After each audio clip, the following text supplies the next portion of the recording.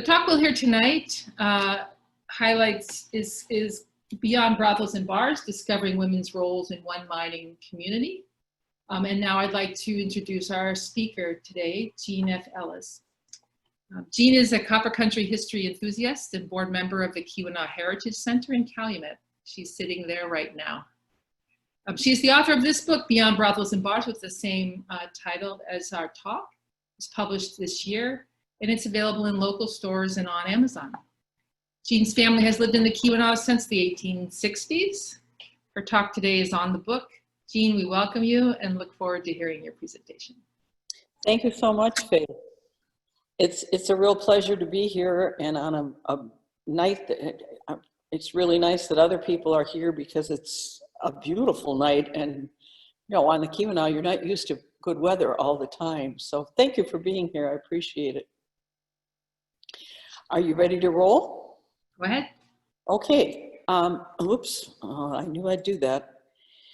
Okay. Very often when we look at anything, we just don't get the whole picture. That's true about a lot of things, and particularly about history.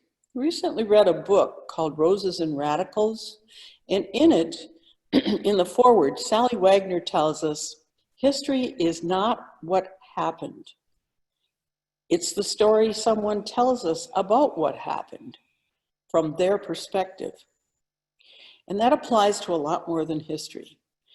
Bear with me for a few examples, if you would. Some of you have probably seen this before. Do you see a frog? Do you see anything else? Take a good look. There it is from a different angle, and now it's a horse. Sometimes when we see things from a different angle, we see a whole new subject. This one, I think, is wonderful because it fits sort of with the topic of Beyond Brothels and Bars. It's an ad from a young single female. She's a good-looking girl. She loves to play, likes long walks in the woods and cozy summer nights lying by the fire.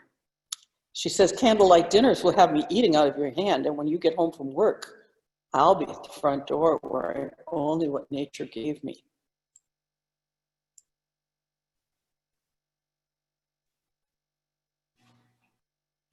Got it? What a great way to illustrate that sometimes expectations shape perceptions.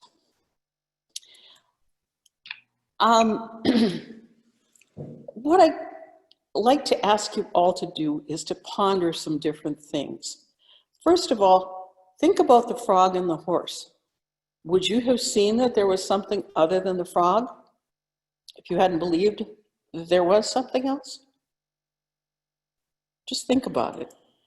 And sometimes if we don't ask questions, it leads to different perceptions, as it did with Daisy.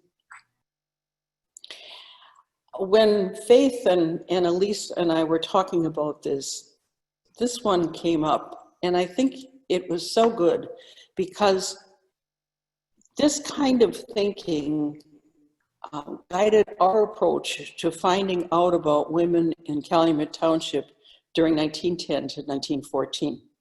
We looked at statistics for general patterns and then illustrated those patterns with examples. That's a different approach than looking at oral histories or individual stories and then assuming that they apply to the whole population. So are you wondering what that all has to do with women's history, and more specifically, Beyond Brothels and Bars? If we take George Santayana's admonition that those who do not study the past are condemned to repeat its mistakes, we can learn to apply the study of the past to the present and the future. And when we did our research for Beyond Brothels and Bars, we kept that in mind. I'd like to ask you to look at a couple of pictures. Here's Alexander Agassiz, the chairperson for, the president for Calumet and Hecla. And here is the statue of a miner that leads you into downtown Houghton. Here's a window from the Keweenaw Heritage Center. And if you look carefully, and it's hard to see it a little bit, you'll see that the names of the donors for the windows are written on the window, recognizing their contribution. Here's Joseph Ouellette and Joseph Chattel. There's no place in the Heritage Center where you see that women donated the money for the side altars and some of the statues. Every single one of the windows has the names of men on them. So it seems pretty clear we're getting only part of the story. And what we need to do is to explore how that affects what we think we know. You're going to have to bear with me right now, because as a kid, and maybe Janine Blau will remember this, but we were forced to memorize a lot of different things. And one of the things was a poem called The Blind Man and the Elephant. So are you ready? It was 6 men of Hindustan, to learning much inclined, who went to see the elephant, though all of them were blind, that each by observation might satisfy his mind. The first approached the elephant, and happening to fall against his broad and brawny side, at once began to bawl, "God bless me, but the elephant is very like a wall." The second, feeling of the tusk, cried, "Oh, what have we here? So very round and smooth and sharp, to me 'tis mighty clear. This wonder of an elephant is very like a spear." They go on. One grabs the trunk and says it's like a snake. Another grabs the leg and says it's like a tree. Then somebody grabs the ear and says it's like a fan. And the one who grabs the tail says it's like a rope. The second to the last stanza goes like this. And so these men of Hindustan disputed loud and long, each in his own opinion exceeding stiff and strong, though each was partly in the right, and all were in the wrong. Statues and pictures show part of the community. Books about labor unrest may show another. There may be a focus on historic buildings or prominent figures in the community, and each is partly in the right. But consistently, at least one part of the community is pretty much unnoticed or not considered important. Oddly, in Calumet Township in 1910 to 1914, that was almost half of the population. What were they like? What did they do? We wanted to find out more. And over the course of about 3,000 hours, we found out a lot. Our approach was to look for general patterns, look at the whole, and looking at primary sources and statistics from the area. Not only did we learn about what women did, we also found out that some of what we thought we knew about the community was basically folklore, and that it was based on stories from individuals or small portions of the community. This is a map of Calumet Township, and it's a current map, and it doesn't have Copper City on it, but you know, you do what you can. When it only costs you 25 cents, you can't complain much. So today, the township includes 3 different villages, and in 1910, it had 2 villages, Red Jacket, which was the name for Calumet, and Laurium were the 2 incorporated villages. The population in 1910, in the 1910 census, was 32,845 people. It's tempting here to look at this picture and recall the picture of the horse and the frog. When you look at this picture of what is now the Keweenaw Heritage Center, you probably think of the first part of its history when it was St. Anne's Church. This building has had several identities, including a junk shop and the setting for a horror movie. Rescuing it from demolition began in 1994. Today, it hosts exhibits, community events, and private parties. I'm including pictures of it because this is where we had the exhibit Discover a Woman's Place. And because as co-chair of the board, I wanted to show it off. So here's the audience upstairs enjoying an organ concert, and you can see the beautiful windows with men's names on them.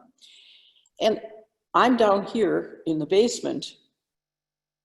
You can see here that it's a great place for parties, and it's quite different from when they came in 1994 and there were dead animals and all kinds of junk and all the rest of this. But now it's a great place for parties and dinners and meetings and even dances. So this was where it started. And in the beginning, you may remember that there was a time in 2000, shortly before 2013, when people were really getting into the labor unrest that occurred in 1913.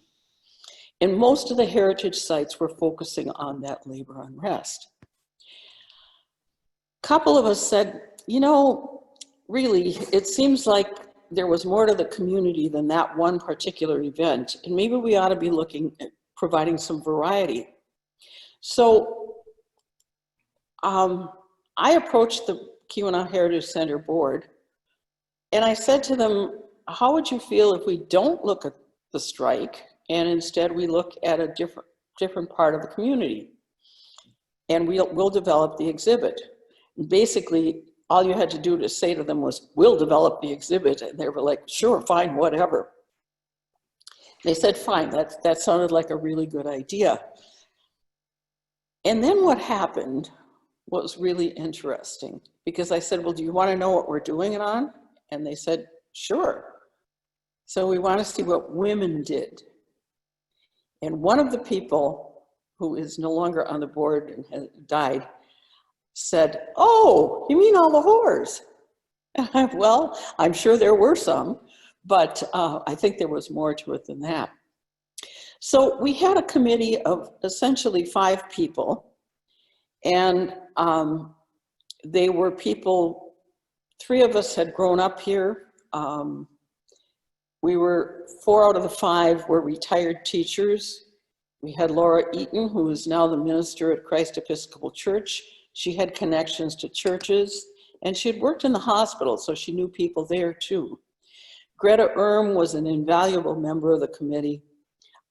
She is a retired teacher, has taught English and history. She's been a librarian, and she was director of the Regional Educational Media Center when she retired. Dan Glynn was a retired history teacher, and Ann Milford Newton was a retired math teacher with a wonderful talent, which you'll see later. And then there was me. I'm not sure that I should even tell you what my background is, but I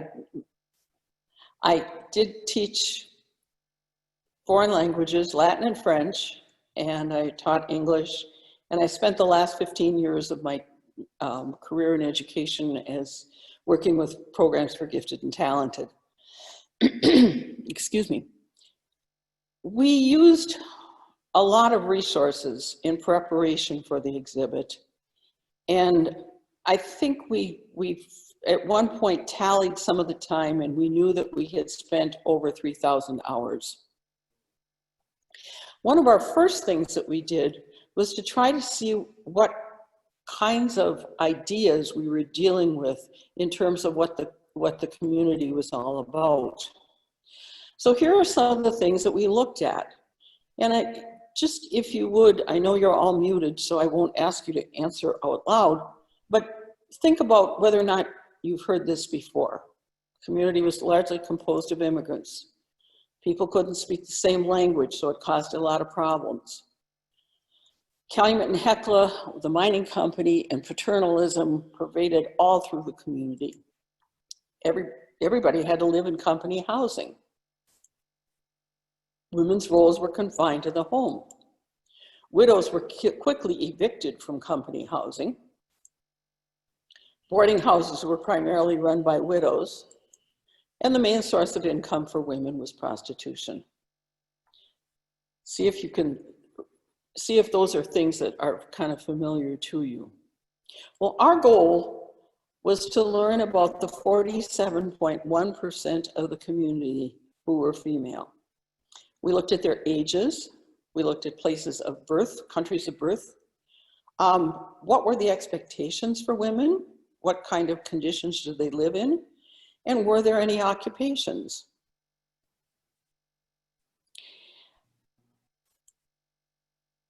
We used a lot of different sources for information. There were 48 print sources, and those sources included, I have to read this, Polk's Directory, the Calumet News, Miners Bulletin, things like the semi-centennial of the Calumet and Hecla Mining Company, personnel records from CNH, personnel records from the Calumet schools, books from various ethnic groups. Phil and Marcia Mason were kind enough to give us a dissertation that gave information about boarding houses. We looked at books by local historians like Kim Hoagland, Larry Langton, Larry Malloy, Clarence Manette, and Arthur Turner. Google Books was absolutely wonderful because we were able to go through the computer to the Google Books and find annual reports from the Michigan Department of Labor, the Michigan State Board of Health, and the Saturday Evening Post, among other things. Websites, I'm trying to get this cursor to work. Websites gave us information about citizenship, qualifications, divorce, wages, women's suffrage, just a whole bunch of different things. And then there were miscellaneous sources like Ancestry that had the 1910 census. There were 680 pages in that one. And we were really fortunate that there were a lot of different sources like court records that were available. And there were also people who were willing to share personal papers. One really wonderful find, and Janine Blau will appreciate this one, was an audio tape that was done in 1976. It was a recording of Ida Blum, an interview with Ida Blum, and Ida had begun teaching in 1914. So she could give us a perspective that was really priceless. Okay, so we were talking about ages, and you might want to see what the community was composed of. These are the females only. You can see that the largest group, age 0 to 17, had 7,000, almost 7,100 in it. Then probably this one, which is, you know, sort of young marrieds or whatever, younger people, young adults, had 5,029. And then the next group was 2,836. And then this cute little doll was representative of the oldest group. There were 484 people in that. I thought it was fascinating to see that there were 3 people who were 90, and 2 of them were women. This is the age distribution of males and females for those of you who really like to see real graphs. I happen to not like graphs very well, but okay. So here you're looking at the total number in age 0 to 17, and that's 14,286. That's pretty much evenly split between male and female. These are the females, these are the males. When you get to the 18 to 35, there are almost 11,000. And they're split a little differently. There aren't quite as many, you know, as females as there are males. And the same thing is true when you get into the 36 to 60. But when you get to the 61 to 90, it's about evenly split again. Excuse me. Countries of birth, oops. The largest number of people were born in one country. What country do you think that was? I didn't label this slide. So think about that. What country do you think had the largest number of people born in it? But I did label this slide. Now, are you surprised to see that the country of birth for the largest number was the United States, and that 20,243 people, almost 2/3 of the people, had been born in the US. The next largest number, and these are only the 10 largest countries, or 10 countries with the largest number of births. The next one was Finland, England, and then you go on down. Actually, there were about 37 different countries of birth, and one of them I thought was kind of interesting because all it said was Africa, no country, just the continent.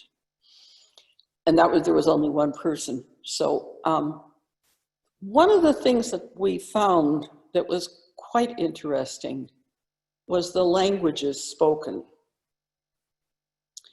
Remember where it said people couldn't communicate because of different languages? Well, the census in 1910 took information about how many people spoke English, and they only looked at people over the age of 10. 86% of the population spoke English. Now, if you have the book, there's a typo in it, and it says it's 75%. Somebody, apparently me, I didn't, typing was never my forte. 75% is inaccurate, it's 86%. 86% of the population spoke English. Now, it may not have been absolutely wonderful grammatically, but the point is that they could speak it and they could understand it. Okay, let's look at women's roles. Greta created this poster, and I think it's just wonderful. You can see how stiff everybody seems to be. And she details the expectations. A woman should seek to make a good marriage. She should make a home for her family. Safeguard cultural values. Nurture her children. Be a helpmate to her husband. So now we have a framework, and I was fascinated to find a Facebook post from a group that said that these should still be the norm. Restore Patriarchy, in a tweet from August 2019, stated, "Women need the boundaries of the patriarchy and a mission in life, which is usually a husband, children, and home." Now get this part. Absent such structure, they malfunction and destroy civilizations. Okay. Well, we know that marriage was one of the things that was probably part of the expectation. We used a lot of different kinds of props for the exhibit, and this doll is wearing a wedding dress that's very, very similar to one displayed in the Eagle Harbor Lighthouse, and that gown is dated from 1908, so we thought this was pretty good to be able to have. This is the marital status distribution for ages 18 to 90. You can see that the married, married couples, married individuals is the largest group, and then they're single and widowed and divorced. This is really funny, I think, and you have to stop and think a little bit. According to the statistics, the census lists 11,601 people as being married. What? Wouldn't you think it would be 11,602 or 11,600? But stop and think about it. They do say that 5,524 females are married and 6,077 males.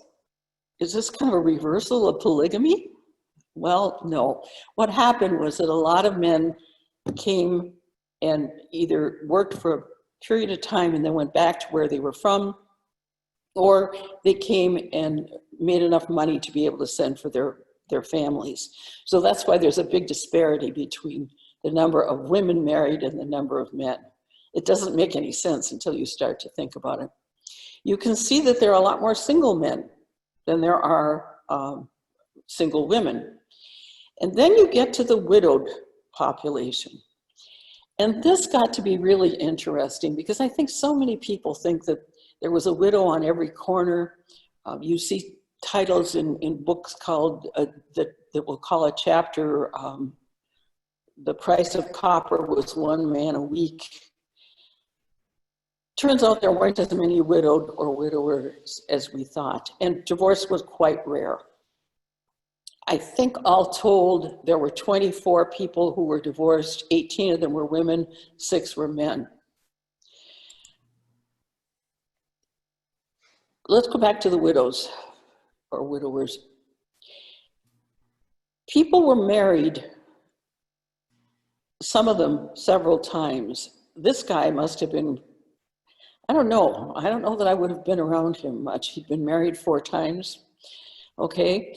But here you see that these 11,601 were married 1 time, and they were with their original spouse.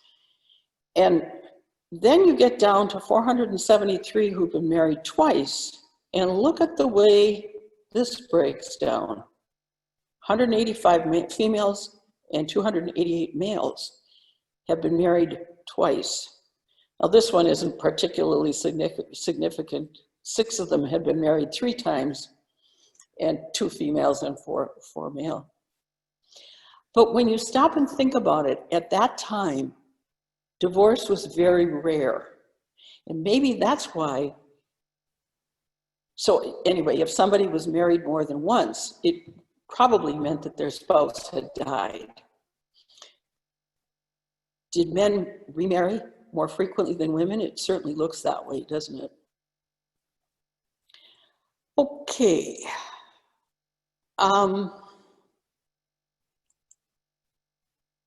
Motherhood and mortality. This was kind of a shock to us because we found that 5,276 families had at least 1 child. You can see here that this is our own kind of graph.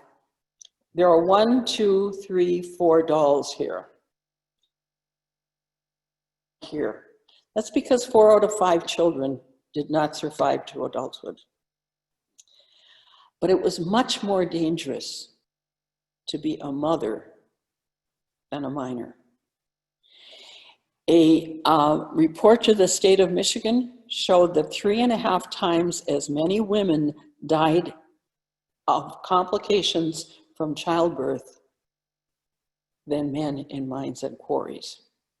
That's pretty different than anything that I ever heard. Now, money. Ooh.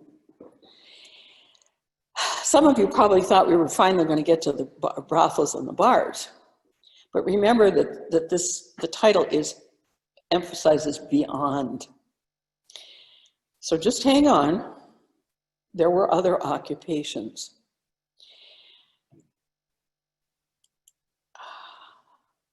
In the female population between the age of 16 and 80, 1 out of every 4 females was generating income. Now, please notice I did not say working, because let's face it, if you were living in 1910, you were working at home. But this is kind of interesting because it's, again, wasn't what we were expecting. Further, many people assume that what most women did if they were generating income was keep boarding houses. We found that there were 87 different fields of employment. Some had only 1 in them, but others had a whole lot. 87 different kinds of employment. You'd be interested to know that those fields of employment included a doctor, although she was called a doctress in the census, an undertaker, artists, musicians, cigar makers, and a whole lot of others. It was also interesting to see that there was a social worker who was one of the 2 local women who listed in Who's Who in American Women. Okay, so let's look at the different fields of employment and also look at the distribution of women who were generating income. Obviously, single women were the largest group, and then followed by married, then by widowed, and then divorced. Given that there were only 18 divorced women, most of them were in fact working outside the home. Excuse me. Okay, we looked at the largest numbers, and the largest of all were women who took in boarders. This looks at women who took in 2 or more boarders, and there were 454 of them. Married women ran 91% of the boarding houses. Do you see this with the widows? I'm not sure how easy it is to read these, so I'm going to try to read some of them. Widows ran 8% of the boarding houses. The average number of boarders was 4. 17 lived in the largest boarding house. Now, can you imagine trying to take care of 17 boarders? And by the way, that woman also had several children. Along with the boarding house keepers, there was another category, and that was servants. Now again, stop and think about it. If you had 17 boarders, do you think you might have needed a little bit of help? And there's this idea that the hoi polloi employed servants. They did, but they weren't the largest group. In the Beyond Borders and Beyond Brothels and Bars shows you a little bit about what the day in the life of a boarding house keeper was like. And I quoted from a description of lunch preparation from The Long Winter Ends. It's a fascinating thing, and you really want to read it. It's in Cornish dialect, so it's a little hard for some people to read. As I mentioned, I think Phil and Marcia Mason gave us a description of what it was like for a servant. A servant's day was like too.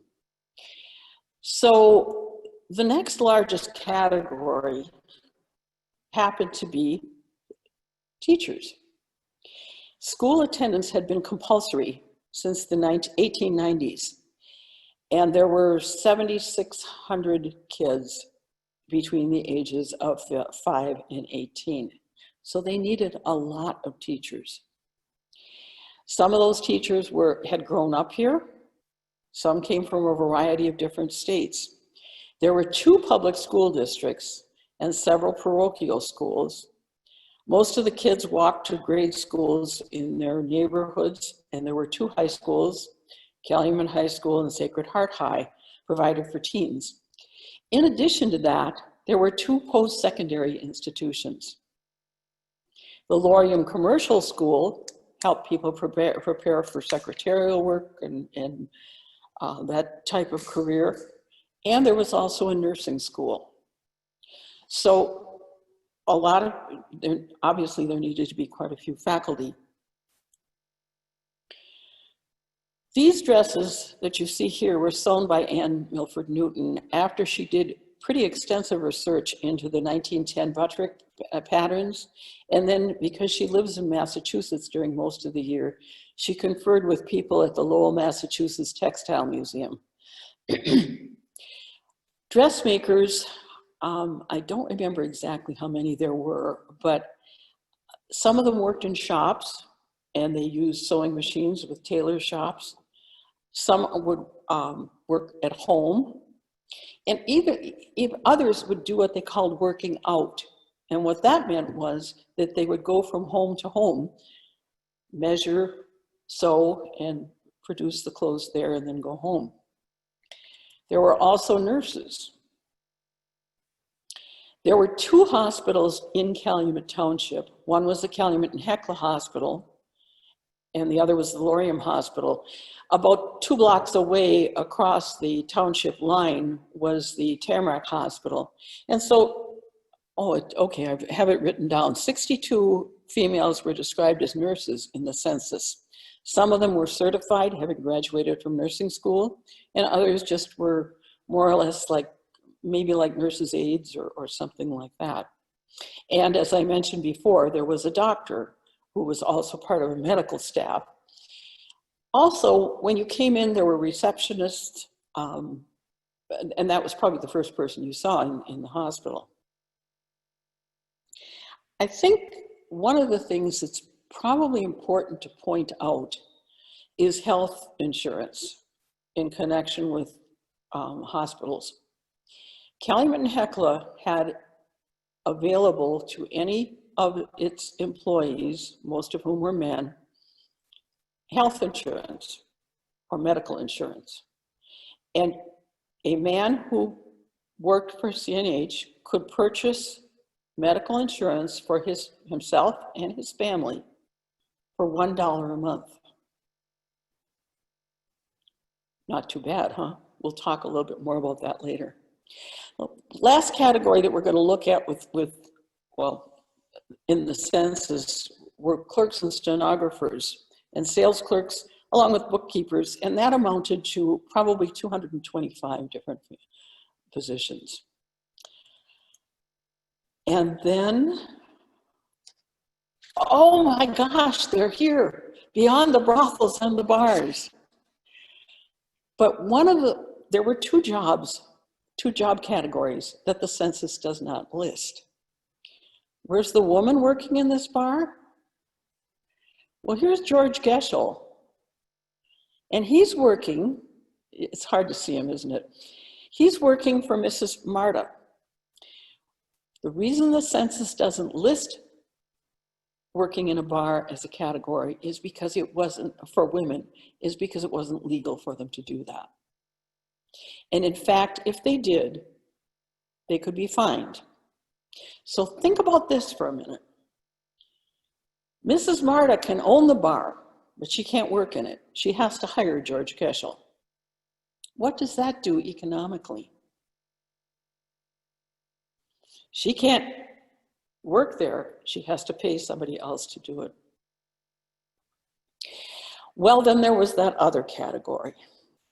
We got to get to the brothels, don't we? There are 3 places, and those of you who know Calumet Township, I can tell you where they were. They were out on Tamarack Waterworks Road.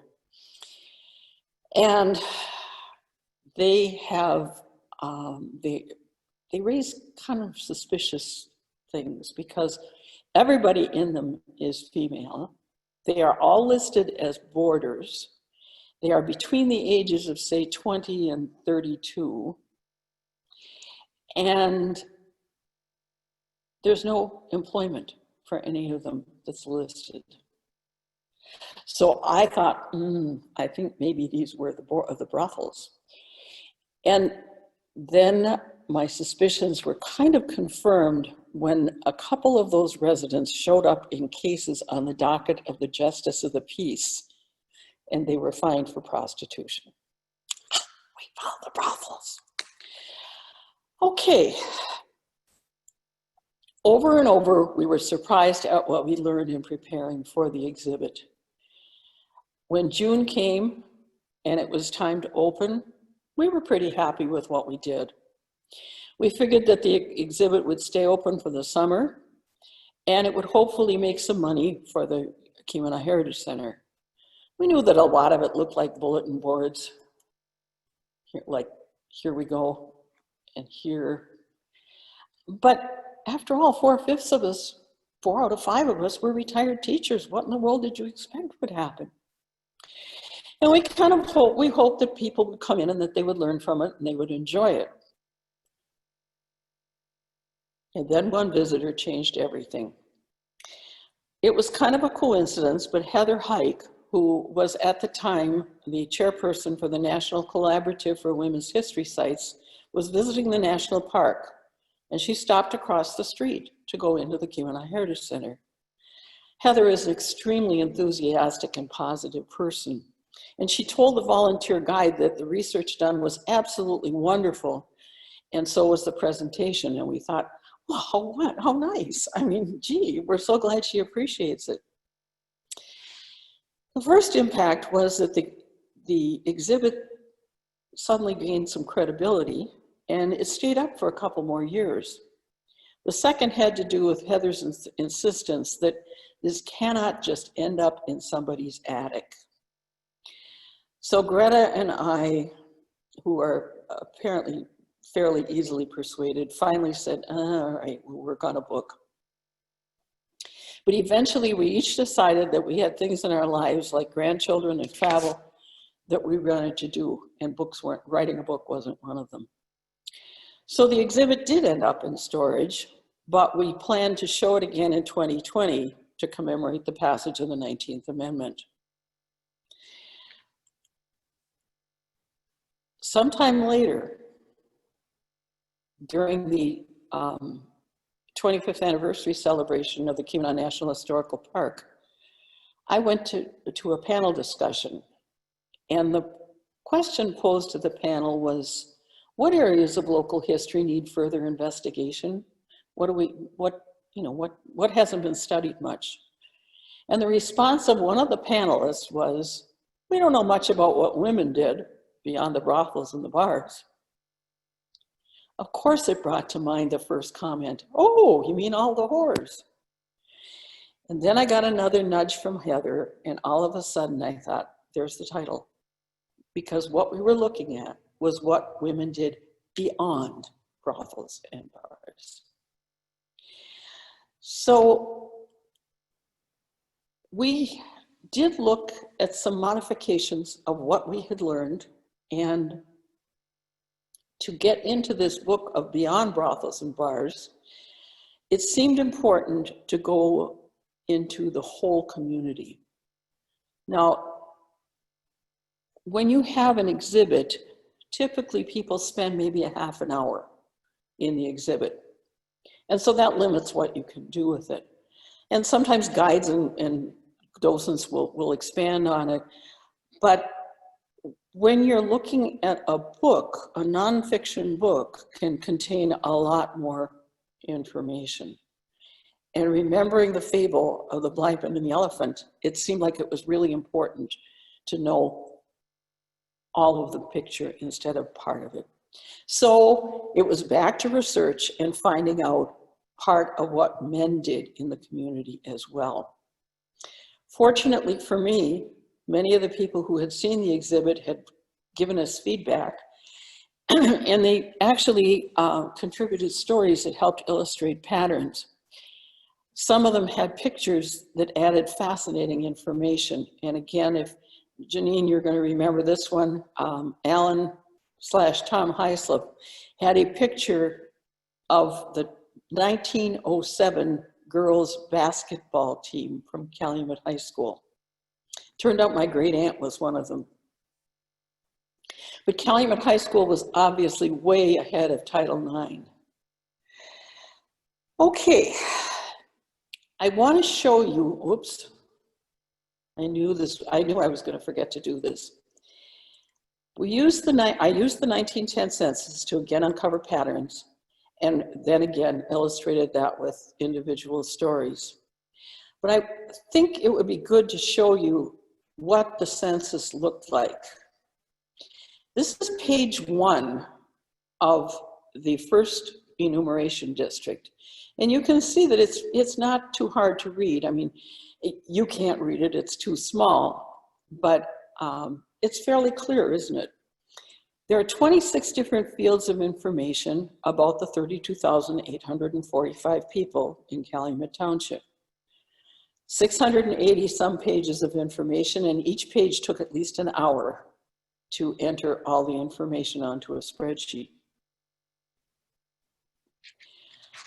However, they weren't all that clear. And if you take a look, you can see that you really have to get into this And some of it is just totally illegible. This is from Florida location. And it was probably the most challenging district to read that. I wanted so many times to go back to 1910 and present the enumerator with a new pen. It was just really hard. So I ended up entering 32,774 names onto a spreadsheet. Now you notice there's a discrepancy. There were 32,845 and I missed 70 of them. But I think anybody who with any familiarity with statistics will tell you that a sample that has 32,700 is an adequate sample. And I didn't want to go back and look.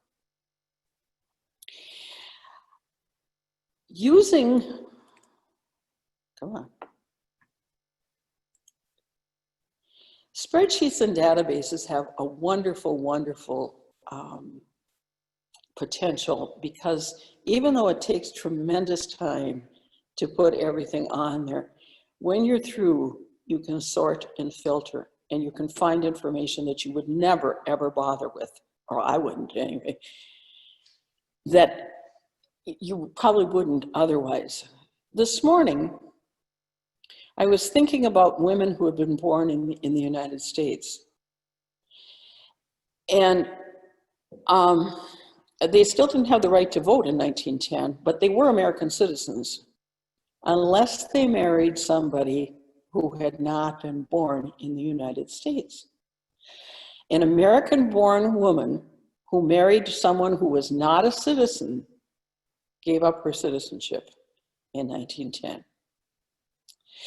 Well, when I wondered how many had been affected, if I'd tried to track that down any other time, in any other way, it would have taken me a tremendous amount of time. I would have had to track down a report, assuming that one even existed. But by using different categories on the spreadsheet to sort, it took a little over 6 minutes to discover that about 565 women had probably given up their citizenship by marrying someone who was not a citizen. So it's worth the time. These are a few of the reports that were generated by sorting the census. And it's only a partial list, as you can see. It's alphabetical and it starts with a C and ends with an N. Eventually, I spread out some of the papers all around the Heritage Center basement on tables.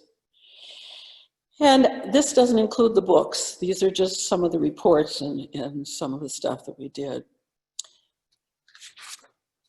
So, having done all of that, what I'd like you to do is go back to the list of the legends and lore and see if we've learned anything. Was the community largely composed of immigrants? Not at all. Did different languages cause problems in communication? Well, when 85% spoke English. And by the way, with the community being composed largely of immigrants, not only was about 2/3 born in the US, but another 20% had lived in the United States for 20 years or more. So that gives you another little thing to think about. Paternalism, all through the community, right? Well, by 1910, there were no company stores in Calumet Township. The best estimate that about 4,600 people worked directly for CNH. Roughly 6,600 worked for other businesses or were self-employed. So, was it still the biggest company? Yeah. But did everybody stop and think, oh, I wonder if the company is watching me? Probably not. Everybody had to live in company housing. Well, first of all, there weren't enough company houses. You saw that, what did I say?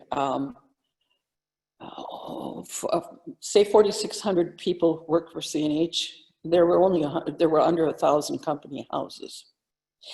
But if you could get into a company house, there was a really, really good economic advantage. Story of a paycheck from the Miners Bulletin, the union paper, details some of the salaries, and roughly, let's say a miner was earning $66 a month. Now that sounds awful. Holy cow, you went out for dinner with somebody the night before last and the two of you spent $66 on your dinner. Maybe you had a glass of wine with it or something. $66 a month, how could anybody survive on that? But look at this company housing. You know what the rent was? $1 a room per month. So you could have a 6-room house, and most of the utilities, and granted they weren't wonderful utilities, nobody had them in 1910. But $6 a month is 9% of your income. Don't you wish? Now go back again too with that, because I should have expanded on this more with the medical thing. $1 a month for you and your family, for your medical costs. How would you like to have your health insurance cost you 1/66th of your income? Yeah, right. Okay, women's roles were confined to the home. Well, we've seen that part. And then, anybody hear this one before? Widows were kicked out immediately. I mean, the guy wasn't even cold when they brought him up from the mine and they kicked out his widow, right? Well, not exactly. First of all, some widows chose to live with their families, okay? But of the 657 widows, 79 who are listed as heads of the household rent company homes. I figured that out. It's close to 20%, but I'm not really sure. And then 67 widows owned homes that are on land leased from the company. That was a kind of strange thing, and the book goes into that. Okay, boarding houses were run primarily by widows? No, 8%. And then the main source of income for women was prostitution. Now, I won't embarrass you by asking you to relate how many you got right to begin with, but I'm going to guess that there were quite a few errors. So I hope that going through all of the information and the process we used has shown that we don't always have a complete picture.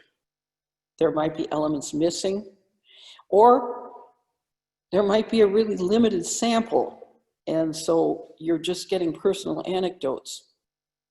Perceptions do guide what we find, and perspectives change when we have more complete information.